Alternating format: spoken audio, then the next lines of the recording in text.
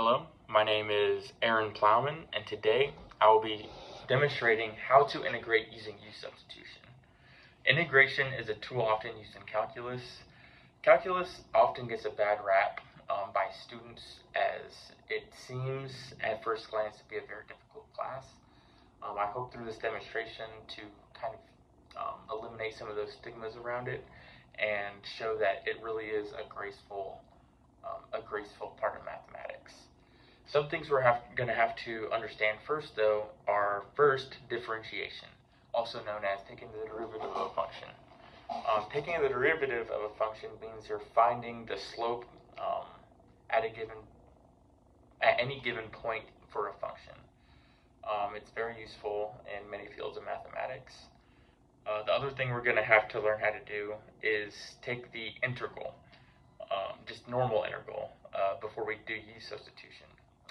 Another word for integration is taking the antiderivative. Just based on that name, we can infer that the steps to integrate are very similar to the reverse steps of taking the derivative, which is true. Moving on, we're going to have our differentiation problem. Before us, we have the function x plus 2 squared. At first, you don't know what differentiation is, so it looks very, very intimidating.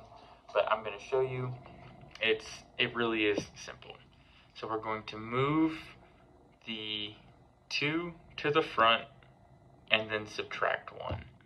And there you go, you've differentiated the function.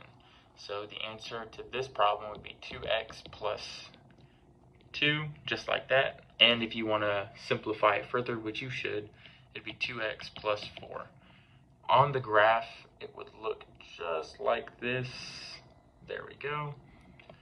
That blue line discerns the slope of the red graph.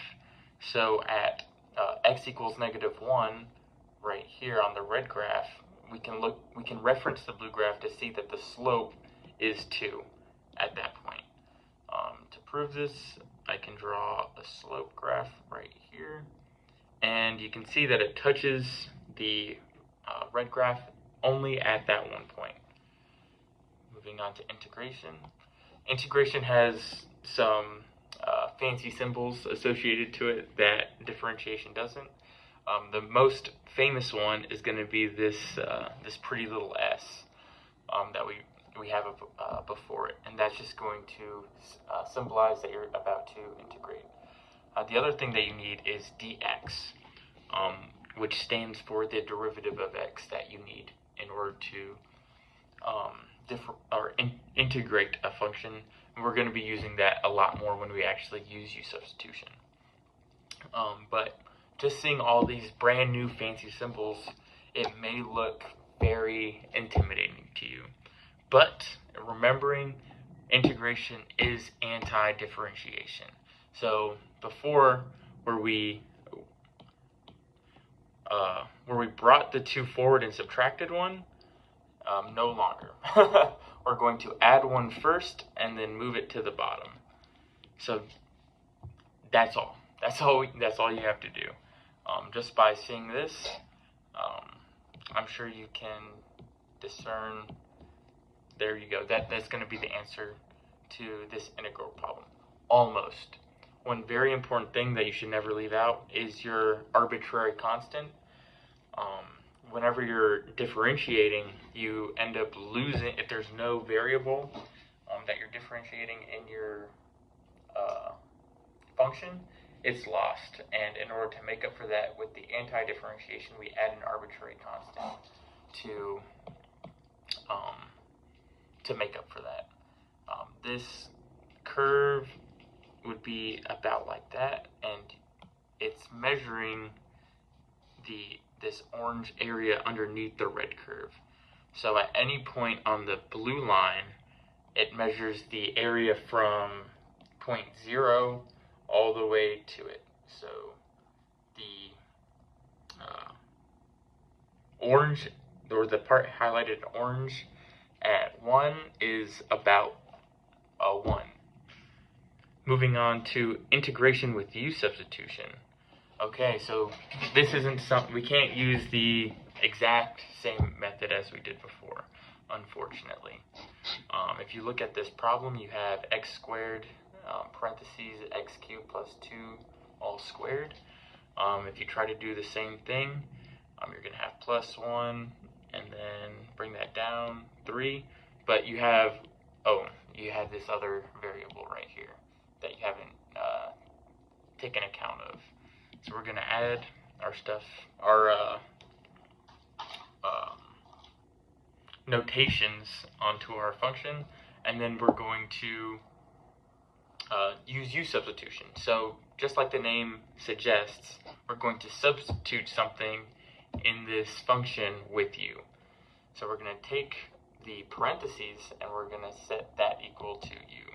So x cubed plus 2. Wonderful. The next step of this is to take the derivative of this inner function. So just like before in differentiation, we took that to the front and subtracted 1. So 3x squared is going to be the new value that we have there. And then we can multiply both sides by dx. So now we have du is equal to 3x squared dx.